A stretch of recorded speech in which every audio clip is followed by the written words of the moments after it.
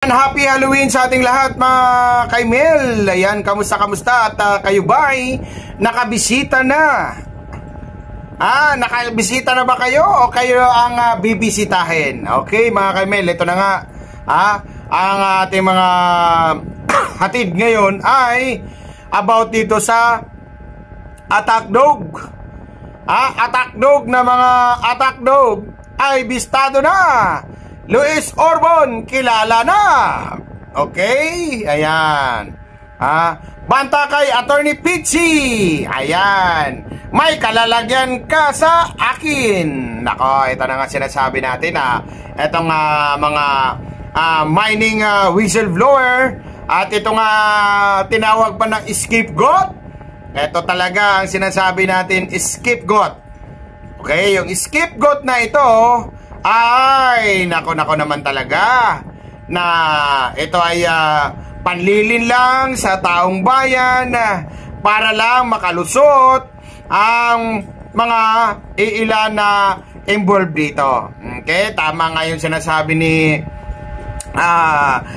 BP Sara na hindi na makarating ang investigation sa Office of the President dahil ito pala ay diversionary tactics. Ito pala ay tinawag na scapegoat ni Senator Marcolita. Mining whistleblower pa. Okay, ayan, pakinggan natin ang sinasabi ni Senator Marcolita. Takip ng katotohanan, yung mga ganyan. Yung pinaka-problema ko yung ang gusto ko kasi malaman ng mga taong bayan ano nangyayari sa ating bansa. Opo.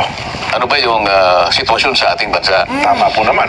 Ano na ang pangyayari sa likod ng mga iniimbestigahan, lalong-lalo na yung flood control anomalies na yan. Yan, opo. Sapagkat kailangan nating bigyan ng impormasyon, tamang impormasyon ng lahat ng ating mga kababayan. Opo, kasi hindi sila pwedeng nalilin lang na lang at naililigaw ng kung sino-sino. Yan kasi ang magbibigay ng stabilidad ko, sa ating mamamayan, sa ating bayan. Seguridad, stabilidad at pagsulong ng isang bansa. Ayan, opo. Di ba? At saka siyempre, yung tiwala ng taong bayan, medyo nagkaroon ng bahid, dapat maibalik po yun. Kasi kung malaki ang problema ng bansa mo, kinakailangan malaman ng taong bayan. Kasi sila lang naman higit sa lahat ang makatutulong Yung sama-samang pagtutulungan. Yan, Pagmamalasakitan sa bawat isa, napaka-importante. Kung hindi nila alam ang laki ng problema, hindi nila alam kung saan sila higit na makakatulong. Kaya importante ang impormasyon, importante ang katotohanan, ang katwiran. At wala sanang mga kababayan na gumagawa ng kung ano-anong bagay para ilihis. Totoo. Para pagtakpan. Para sa ganun ay iligaw at linlangin sa paniniwala na ganun pala yung nangyayari na hindi naman pala tama. Napakalaki ng papel ng social media, Sen. Well, positibo at negatibo, no? Tama. Malaki ang papel niya sa ikaliliwanag, pero napakalaki din po ng papel niya sa ikalalabo ng mga issue, Sen. Ganun Either ganito ang direction mo, o baliktarin mo ang direction. Yan, opo. Mabuti na lamang din, ang isa sa aking comfort zone ay yung mga kababayan natin mismo. Yan, yun ang sa ngayon, hindi na sila madaling mailigaw Opo. Marami pa rin ang gustong talagang mailigaw ang mga kababayan natin. Pero, dahil sa likas na talino na rin nila, mahihirapan na silang Totoo. Kahit ano pang gawin nila. Mamaya, i-discuss natin ang mga ilang bagay kung paano ang ginagawa nilang panlinlang sa mga kababayan natin, sa mga nagaganap sa ating paligid. Naku, alam niyo, Sen, bagay na yan Hindi lang siguro 1,000 personal messages bukod doon sa social media, pati sa text. Totoo ba ito? Ano ba na? Lalo yung isang araw, yung weekends. Inambus daw. Sabi ko, magkasama tayo Sabado, di ba maghapon? Maghapon po ng Sabado, magkasama tayo. Tapos pagdating na Linggo, Sen, totoo ba ito? Ako, mukhang malabo. Magkasama kami ni Sandal Sabado. Maski nga yung ambush interview, ayoko Ay, isa pa po yun. So mapapangiti ka na lang at mapapaisip, bakit kaya? Ano kaya ang darating sa isang taong gumawa ng ganito? Anong ganansya niya? Anong pakinabang niya rito? Siguro pa sarili nasa sa kanya. Siya lang nakakaalam kung paano siya makikinabang doon. Maring binayaran siya para gawin yun. Di ba? So ang objective niya para manggulo lang, o kaya takutin yung mga ibang tao, o kaya bigyan ng alalahanin ng mga taong malapit sa akin siguro. Yan, Katulad mo, mo, di ba? Ay, opo, talaga naman. Mabuti na. Siguro kung hindi tayo magkasama, baka napaniwala ka eh. Totoo Pansamantala, kayo. Oo. kahit sandali lang. Siguro, yun lang isang minuto kanyang medyo kinabahan si Jenso Barjaga. Nako, accomplishment po ba nila? Accomplishment ko na yun. Nako, oo. So, yan naman ang gusto kong ayusin natin sana. Oo. Lalong-lalo na naharap nga tayo sa napakalaging problema ng bansa. Ito, hindi pa nga natin natutukoy kung sino ang malalaking taong nasa likod nitong maanumalyang pagpapaglalatag ng mga flood control projects. Oo. Ay sari-sari ng lalabasan. fake ang naglalabasan. Parang merong deliberate na attempt talaga dyan na Oo. pagtakpan talaga ito. Oo. Ako nakikita ko eh. Sa social media, Sen, tsaka sa media, ang tawag dyan pinaproject, di ba? Mukhang pinaproject kayo na ganito po ang ipinta sa tingin ng ating mga kababayan. Tama ka, pero kasama yun doon sa grand design eh. Merong grand design. Talagang to malalim protect po, and cover up. Oo. Meron akong 5 natukoy na mga pamamaraan kung paano nila ipo-upload yung isang grand design to protect and shield the mastermind. Yung mga malalaking tao sa likod ng maanumalyang yan. Una, yung scapegoat strategy. Scapegoat strategy, okay. Hanap sila ng sino yung mapagbalingan nila. Ang napagbalingan nila ngayon, sapagkat wala rito, ay yung dating Congressman Saldico. So, gusto nila doon lang matuon, doon lang mapokus ang usapin. So, yun ang magiging scapegoat nila. So, parang kapag yun ang nadiin mo, Doon lang ligtas na lahat. pupukus talaga. Pwede, Sana kung ma-establish natin, Yun ang hanggang storya. doon lang. Okay. Kaya lang, nagsisisigaw ang mga ebidensya eh. Nagsisisigaw at lumalantad, naghuhumiyaw Opo. ang mga Katotohanan. sentimiento na hindi lamang kay Saldico eh. Oo. So kapag halimbawa nagawa nila na si Saldico na lang, yun ang scapegoat strategy. Okay. Kasi tingnan mo Maliwanag. meron akong nabasa na isang affidavit Opo. na isinabit sa ICI. Yung ICI, ito yung Independent Commission for Infrastructure. Yes po. Oo. Isang malaking tao na inimbita doon at pinagsubmit siya ng affidavit. So, binasa mo yun din. Nilaglag si Saldico. So talaga. So doon, lilitaw doon. Talagang scapegoat. Ang sasabihin niya, maihinuha mo kung sinong tinutukoy ko rito. Wala po akong kinalaman dyan. Maaaring ako po ang pinakamataas doon sa institusyon na yon. Ngunit wala akong kinalaman doon sa ginagawa ng mga chairman. Lalong-lalo na yung chairman ng Appropriations Committee. So makikita mo, merong direction talaga yung scapegoat strategy. Gusto nilang papaniwalain ang mga Pilipino, mga kababayan natin, na hanggang doon lang. So kapag naipagtagumpay nila yun, teka muna, may maliligtas kayo. Maraming ma-absuelto, parang dating, no? Sa akin kasi, hindi. Sinabi ko, kinakailangan matukoy natin kung sino talaga ang pinakaugat ng lahat ng ito. Tapos susunod, undermining the whistleblower. Okay. So, Ang daming nag-whistleblower, di ba? Namaliit nila yun, Ngayon, mamaliitin nila ngayon. Ang pinaka-classic na example ay yung Orly Gutesa. Yan, opo. Ayan, di ba? Opo. Kasi, ang importansya nung sworn statement ni Gutesa, siya lamang ang natatanging testigo na lumabas doon sa pagdinig na yon na kumonekta kay Saldico hanggang kay Martin Romualdez. Opo. Yun ang distinction. Kaya medyo nagulantang sila ron. Lahat ng paraan ngayon ginagawa para i-discredit si Gutesa. Ma-undermine, totoo nga. Nakita mo, nag-umpisa sila sa notaryo. Yan.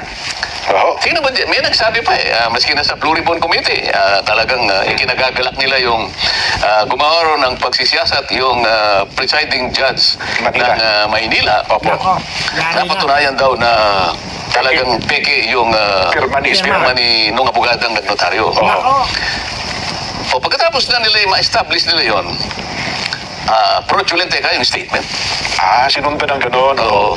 Unang-una, hindi man lang nila pinag-isipang mabuti, maaari nga hindi pirma yun nung inaakala ni Gutesa na nagnotaryo sa kanyang dokumento. Pero sa pool naman talagang peke yung pirma, hindi talaga yung attorney. Pero hindi man lang nila sinikap na puntahan. Pwede naman nilang puntahan eh. Ituturo naman sa kanila. Saan ba kayo nagpanotaryo para makita natin sino ba yung nandyan? Yan. Kung hindi yung pumirma, sino yung nandyan? Oho. Hindi kasi hindi natin pwedeng tanggapin sapagkat pinaka-imposible yun na si Gutesa, siya yung mismo nga hanap ng mga libro nung nagnotaryo para makita niya kung anong ilalagay niyang document number. Yes po. Makukuha lamang yun doon sa pinaka-libro nila eh. Yung notarial register nila, sunod-sunod yun magmula sa number 1, 2, 3. Sa pagdaan ng panahon, dadami yung nagpapanotaryo. Opo. Doon sa panahon na si Gutesa ay pumunta ron, siguro nasa 500 plus na yun eh. Opo. Halimbawa lang, yung pinanotaryo ni Gutesa ay number 522 na yun. Opo. Page halimbawa 125. Saan makikita ni Gutesa yun kung hindi sa mismong libro nila na nandun sa loob ng kanilang opisina? Tama. Oo. Pagkatapos, dinakita ko naman ni Gutesa yun, nakita no? ni Gutesa. Oo. Palagay mo, nagkaroon ng milagro, nakita ni Gutesa yun. Yan. Saan niya kukunin yung stamp pad? Ayun. Para i-stamp niya doon sa pinakahuling bahagi Oo. para lumitaw lahat yung notarial details. Oo. At saka yung sa lugar ng nagnotaryo eh. Yung kasi dahil Maynila yon, meron siyang maliit na stamp na kailangan i-stamp. Tapos itatatak mo Manila. Nakuha uli ni Gutesa yung ganun. Naitatak ni Gutesa. Pagkatapos, nakita pa ni Gutesa kung nasaan yung dry seal. Yung dry seal ng attorney. At siya mismo yung nag-dry seal ng ganun. Ano? Yan, oo. At saka niya ipinirma halimbawa. Kung paano si Gutesa na lang ang gumawa ng lahat ng yun, oo. paano magagawa ni Gutesa na hanapin yung notarial register ng taong sumisinop doon? Meron mo yun. Merong custody doon sa libro na yun. Paano pinahiram sa kanya kung pinahiram man yung, hindi ba? Opo. Kung hindi pinahiram, sa pilitang kinuha ni Gutesa para sa ganun ay magkaroon ng tatak. Palihim niya lahat ginawa yun. Di ba? Oo. Parang ang hirap pa. Yan mga kaimel, ang ating naririnig about dito sa notaryo. Okay? Yan. Wala na. Ngayon, kung halimbawa hindi nga pirma nung abogada, maaaring hindi niya nga pirma, pero ang pinakatotoo rito, meron kang itinalagang tao dyan na kinasangkapan mo, kausap mo, palagian, sapagkat nandun na sila sa Book 8 eh. Opo, pang-walong libro na nga po nila, sir. Isipin mo na lang, yung Book 1 halimbawa, 1,000 na lang ang pahina o pages. 1,000 dokumento na lang yun. Oo. Sa mga tweet, yung Book 1, meron ng 1,000 documents ang nanotaryo nila. Nung Book 2, 2,000 na. Nung Book 3, 3,000. Book 4, 4,000. Book 5, 5,000. Book 6, Book 8 na eh. So papalapit na sa 8,000 documents eh. Sino yung pumipirma roon na itinalaga mo? Kung hindi man ikaw ang talagang pumirma roon. Dapat malinaw. Ngayon, ito naman Blue Ribbon Committee, hindi man lang nila pinatawag kung sino yung taong nandoon. Di ba? Paano nakuha ni Gutesa? Sino yung nagpahiram kay Gutesa nung dry seal o kaya yung stamp pad? Kung assumin natin na si Gutesa lahat ang gumawa ng lahat ng ito. Totoo. Sino pong nagpapanotaryo sa ating bansa ngayon? Pumunta po kayo sa mga lugar na kung saan meron pong City Hall. Halimbawa, Quezon City Hall. Kaya RTC, O kaya sa Manila. Hall of Justice. Napakarami po niya nakapaligid dyan. Lahat po na nagpapanotaryo, dyan pupunta, dyan tutungo yan. May dala-dala silang papeles nila at yan ang ibibigay doon sa kung sino man ang makakaharap niya ron. At magpagtatatatakan. Minsan pa nga, yung notaryo na yun, nasa tibol lang, tibol-tibol lang, yan sa gilid. No? Nasa gilid lang. Di ba? Nandyan yan. Tapos, stamp lang nila. Tapos may nakalagay na attorney. Attorney kaagad. So, hindi na talaga titingnan natin kung sino ang pumirma, sino, kailangan pa ba tanungin kung sino ang pumirma?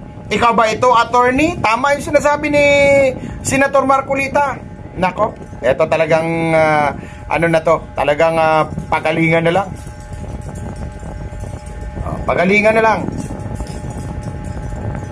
Lahat yung ilan yung dokumento niya at saka siya magbabayad. Meron bang isa sa kanilang nagpapanotaryo ang magpipilit na sabihin bago siya umalis? Sir, ma'am, pasensya na po bago ako umalis ay gusto ko pong malaman kung kayo po talaga yung pumirma rito. Kayo po ba yung, kasi po nakalagay rito, Attorney Espera. Kayo po ba ito? Kayo po ba ito? Halimbawa, sinabi niya, pakipirma niyo nga uli ito, baka hindi po kayo ito eh. Meron ba taong magsasabi na gano'n at magpipilit at uusisain niya na yung pumirma talaga ay yung nakita niyang taong nandun. Mukhang wala pang ganun, Sen. Oo, ngayon, hindi man lang nila, sasabihin nila ngayon, na kung merong taong itinilaga kung sino man yung abogadang nagtalaga nun, o diyan ka, para ito, pakinabang natin ito, isip-isipin mo, napasa siya 2021 lang. Bago nga lang po eh. Book 8 na siya. Yung law office namin dyan, ang tagal na nun. Baka yung bukuan hindi nila napuno at saka ayaw na nilang magtagtala kasi hindi yun ang talagang kinabubuhay ng aming law office eh. Totoo po. Nangangailangan lang kung minsan ay talagang mabilisan may pagnunotaryo. Kaya lang siguro maaaring maglagay kami ron. Pero yung talagang para yun ang gawin naming hanap buhay, hindi yun eh. Hindi yun, yes po. Itong abogadang ito, yun ang kanyang hanap buhay. Kaya may mga branches sa Sen, di ba? Ngayon sasabihin niya, maaaring hindi mo pirma yun. Pero sisiguruhin ko sa'yo, kung nakikinig ka, Atty. Espera, tao mo yung nilagay mo doon. Kasi hindi ka aabot sa pang-8 libro. Kung wala kang taong itinalaga doon at siya ang pumipirma in your behalf. At marami akong makukuha ng dokumento. At sa sandaling makuha ko yung mga dokumento na yan. At naikumpara ko na yung pumirma kay Gutesa, ganun din yung nakapirma sa mga ibang dokumento na dumaan sa iyong opisina. May kalalagyan ka, attorney. Yan masasabi ko. Sabi na ako na lang ang dalawang, di ba, kaso yung Chesa. Kaya gusto ko yung marami. Opo. Kaya humihingi ako ng sample ng January, February, March, April, May, June, July, August. Kasi may September na ako, yung kay Gutesa, di ba? Ikukumpara ko ngayon sa mga naunang mga pangyayari. At saka Sen, bakit to nagpagawa, ayaw ko lang, doon sa executive judge ng Maynila, hindi ba niya nakikita man lang? Siguro kinumpara niya, kasi sinabi niya, peke agad eh. Di ba doon sa kanyang desisyon niya? Nung nagpunta ako doon, nagkaharap kami. Pumunta nga pala kayo, no? Ang sabi ko sa kanya, Judge, hindi naman ako, ang pakay ko ay yung atukoy natin kung pirma niya. Sa aking palagay, hindi niya pirma yan. Pero merong nagnunotaryo sa pangalan niya sa lugar na yan. Ang gusto ko lang sanang i-request sa inyo, kung papayag kayo, makakuha ko ng ilang piraso ng mga ninotaryo niya sa mga nakaraang panahon. And sabi naman niya, Senator, ano po pagka ganito po kasi ang nature ng request, ay sa Supreme Court po kayo dumaan. Hindi naman ako nagpilit, yun pala yung tuntunin. Nagpasalamat ako sa kanya. Pero alam niya from the beginning na yung aking pakay, magkumpara lang ako. Kasi maring hindi niya nga pirma yun. Pero pumayag siya na isang tao ang pipirma para sa kanya. Yan ang katotohanan dyan. At sa sandaling ma-establish ko yan, at talagang gagawin ko yan, kayo pa lang, hindi kita tinatakot, Atty. Espera, may kalalagyan ka. Yung judge naman, nakiusap ako na bigyan ako ng ano man ang magiging outcome ng kanyang investigasyon. Hindi niya ako binigyan, dinaretso niya sa Blue Ribbon Committee kasi hindi raw ako partido. Yung kanyang Blue Ribbon Committee, partido kaya rito? Kasi hindi naman siya pumunta sa Blue Ribbon Committee para doon siya mag-complain. Hindi ko pirma yan eh. Dapat ang una niyang ginawa, nag-represent siya doon, pumunta siya sa Blue Ribbon, magkukumplain. Hindi po akong pumirma niyan. Nakita ko po na noong kayo po ay nag-hearing, nasinagan ko po, pero hindi po ako yan. So I'm lodging a personal complaint. Hindi po ako yan para patutuhanan ko. Ayun, ganun pala proseso. Paano nangyari? Sino ba nagpasimula ng investigasyon? Hindi rin ako. Nagpunta lang ako doon kasi alam ko, nababasa ko lang sa na mag-iimbestiga. So sino ang nagpasimuno ng investigasyon? Bakit nasa sentro ngayon? Ito yung pinag-uusapan natin, undermining the whistleblower. Ngayon, ito, i-discuss natin. Kahapon, Jen, ito yung pinakahuling ginagawa nila para i-discredit nila si Gutesa. Okay. Meron po sa isang page na kung tawagin ay Kabayan Patrol. Sinirculate ito across sa social media. Ito yung nakalagay na post. Kung pwede na si Direk. Ayan. Ayan, sinasabi niya, Orly Gutesa breaks silence. Pinilit lang ako nila Defensor at Marcoleta. Isip-isipin mo yan. Gutesa admitted that he was forced to sign a fake affidavit against Speaker Romualdez out of fear and pressure. Ito, nakuha na namin kung sino yung gumawa nito eh. Yung page po mismo. Yung page na ito, ang ginagamit niya dyan ay mga troll farms Makikita mo na troll farms kasi pinakita nila rito, ang mga accounts ay Vietnamese eh. Ganun po. Vietnamese accounts, karamihan So kung halimbawa sa 1,500 Vietnamese at yung iba pa Arabic accounts. Para kunwari, maraming sumusuporta. Maraming nagsusuporta at kumukomment. Ngayon, ibalik nga natin doon para makita natin. Kung makikita mo doon, sa bandang ibaba, right side, nakalagay, Kabayan Patrol. Kabayan Patrol, yes po. So parang, ginamit pa yung logo nung isang TV station. Para magmukhang totoo. So, nakikita nyo ngayon kung ano ang kanilang pakay. Gumagawa ng isang bagay na hindi totoo. pinilit namin ni Mike Defensor si Gutesa para gumawa ng isang salaysay. Yan ang lumilitaw dyan. O isang bagay na kabaligtaran. Ngayon, ano pa kayo ng mga... Hindi lang ito dyan, ha? Opo. Kasi kung punta tayo sa pangalawang slide dyan. Yan. May requirements ang Meta kasi dyan, yung Facebook, na bago ka makapag-publish ng ads, kailangan meron kang makikitang meron silang mobile number, no? Yes po. Para magbabayad. Pinacheck ko yung mobile number. Ito ay nakarehistro sa isang tao na nagngangalang Luis Orbon. Ayan, Luis Orbon. Okay. So, isa sa pangalawang requirements ng Meta, kailangan meron kang email. So, makikita mo dyan ang email nila. Ayan, hello at cdgminds.com. Ang ano kasi, yung ginagamit nila ay CDG. Ang advertiser is CDG Media Minds. Yes. Ayun, makikita mo, no? So, yung phone number nakarehistro kay Luis Orbon, ayan ang email nila. At ang website nila, nandyan din dyan, mababasa mo, cdgmediaminds.com. Ang address nila ay Pasig City, NCR. Yes po. So, kung nakikinig si Luis Orbon din, kung totoong tao ba niya? Nagtatago bilang CDG Media Minds sa anino ni Luis Orbon. Huwag ka na magtago sapagkat alam mo, kilala kita. Kilala niyo ba? Luis Orbon! Masyado namang babaw ang pagtatago kasi nila. Akala ba nila? Alam mo, Luis Orbon, siguro, maaring na-underestimate mo ako na hindi ko kayang suriin kung nasaan ka o kung sino ka. Makukuha kita maghintay ka lang. Kasi akala nyo, hindi kayo marunong sa computer, at saka hindi kayo marunong sa social media, no? Hindi nga ako marunong, pero may pamamaraan naman. Ayan, tama po kayo. May pamamaraan tayo dyan, di ba? Ngayon, puntahan natin yung ibang slide natin. Ayan itong CDG Media Minds ay nag-handle ng 4 na pages sa Facebook. Bukod doon, meron pa sa iba. Sila ang sabay-sabay na nag-launch ng fake news campaign. At binuboost nila, binabayaran nila laban kay Orly Gutesa. Ayan, makikita nyo isa-isa yan, ano? Yung number 1, ito yung Kabayan Patrol. Ayan, nakikita mo. Ang pangalawa, dapat alam mo, sabi niya. Ayan, nakikita niyo yung kanilang post. Ayan, Yung pangatlo, balita on the go. Ayan. Yung pangapat, chiefs of staff. So ito ay puro fake news campaign. Anong pakay ng mga taong, bakit sila gagawa ng ganito? Ito yung sinasabi ko sa iyo na pangalawa na undermining the whistleblower. So lahat ng kaparaan ang gagawin para pagtakpan, para ilihis, para iligaw ang mamamayan. Ang mga taong ito ay, ang kanilang maaring pakinabang dito ay yung taong pinagsisilbihan nila. Siyempre, kumikita sila dyan doon sa mga taong napagtatakpan ng kanilang paglilihis. Yung kanilang agenda, At para iligaw ang ating mga kababayan na maaaring maisip nga nila na, ganun pala yun, ganito pala yun.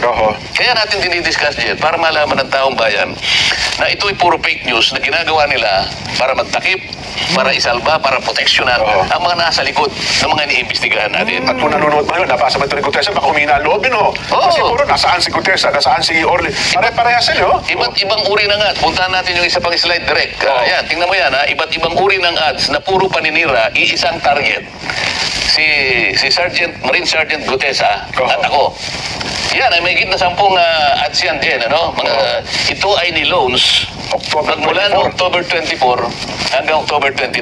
So talaga palang Ito pa, alam mo, ang kanilang ginagasta bawat araw, merong range from 500 pesos to 4,000 pesos. Ayun, So sa gagasta sila.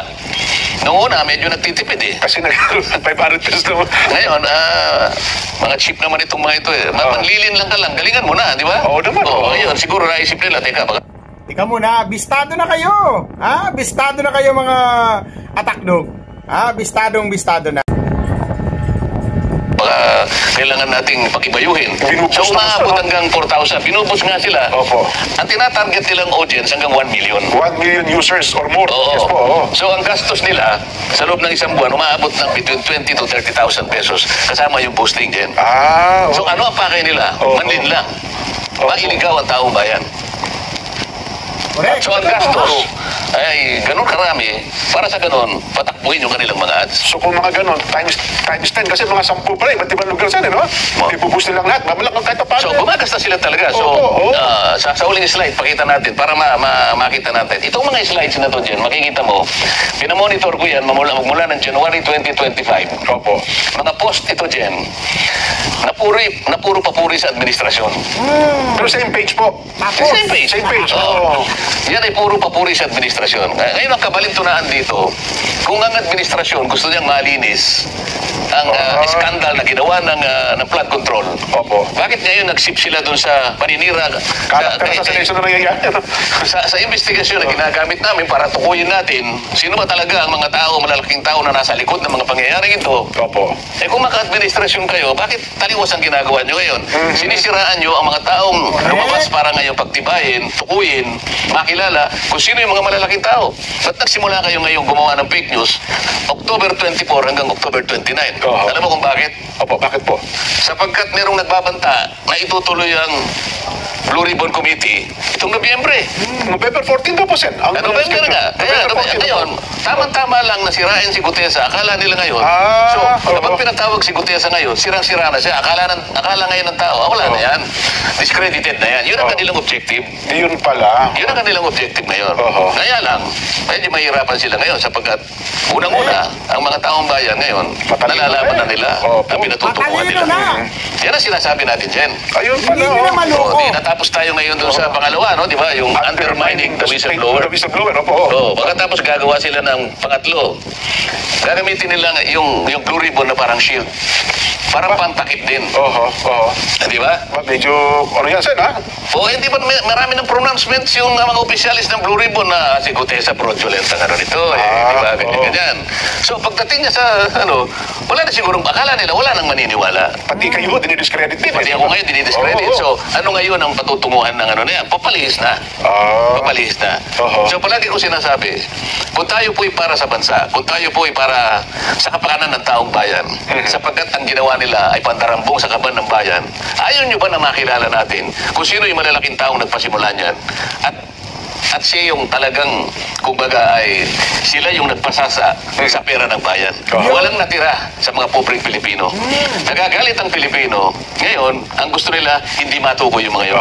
Kung ang layunin natin ay isa, makita natin kung sino talaga yung mga tao sa likod ng mga yan, bakit hindi natin gamitin ang Blue Ribbon sa iisang direksyon? Bakit tayo nag-aaway-aaway? Ba't kinakailangan yung manira ng tao? Tumistigo si Gutesa. Hindi sa kanyang sariling kapakanan. Sabi nga natin dyan, nung nakaraan, Gutesa has nothing to gain. Walang mapapakinabang. Gutesa has everything to lose. Yes. Di ba? Pati safety niya. Pero ngayon, pati notaryo, akala mo, siyang may kasalanan. Big deal yung notaryo. Ang totoo niyan siya nga yung biktima rito Nagpanotaryo lang ng tao Siya ngayon pa yung sinisi. Kung iba-iba yan, Sen, mukhang hinahabol na ngayon ng notaryo dyan. Hindi ba may sinasabi na hindi demanda raw siya ng paano siya magkakaroon ng kasalanan na perjury? Umarap nga siya sa Blue Ribbon Committee. Ibang usapan pa yun Sumumpa ako sa harap ninyo. Pinagtatanong ninyo ako. Pagkatapos, igigisa ninyo ako dito sa notaryo na kaya ko lang naman ginawa yun sapagkat yun ang sinabi ni Senator Marcoleta, pandagdag sa aking kumpiyansa sa kanya, ipanotaryo mo yan. Dahil hindi ko nga siya kilala So, siya ngayon ang biktima, siya ngayon pa yung yan. Ginagawa na siya may pakanan yan at itong ginawa nila ngayon na pinilit daw namin ni Mike Defensor. Isipin mong gagawin ng mga tao ito. At meron pang, isingit ko lang siya, natagdag ko, meron pang mga ilangin, mga abogado nagsasalita na pati daw yung senador, ayaw pang tukuyin yung pangalan niya na nasa likod ni Gutesa ay maaaring mapanagutin. Mga abogado ito siya na nagsasalita Mga abogado? Mga abogado rin po Nakakaawa naman yung mga abogado na yun po ang sinasabi na. Kasi nga, kung papapaniwalaan nila tao na pinilit nga namin siya ni Mike Defensor. Yan, yung punto na yan. Diba? Pati ko yung doon sa notaryo kung bahagi daw yun ng parang pagmamali o pagpeke doon sa kanyang affidavit, may patanagutan din daw kayo doon, Sen. Paano ngayon? Kung mapatunayan na ang dami mo palang ninitaryo, tingnan mo pare-pareho yung pirma Yun, ang malangkot na katotohanan. Paano pananagutan ito? I-disown niya ngayon lahat yun. Paano yung nagpanotaryo sa kanya? Baka mamaya mag-rally sila doon sa na yun. Kung gano'n ka, kasi naka-book 8 na pala siya. Nasa book 8 na ito palagay mo na lang na 10,000 na tao na yung nagpanotaryo sa kanya. Kasi hindi ko alam kung gano'n kakapal yung yung isang libro Yan. Ay, naku. Anyway, Sen, tatlo na tayo. Pagkatapos, Meron pang shifting narratives. Yung ipinapalit-palit nila. Oo. Di ba? Nag-iiba-iba ng ano. Sabi nila, pwede natin gawing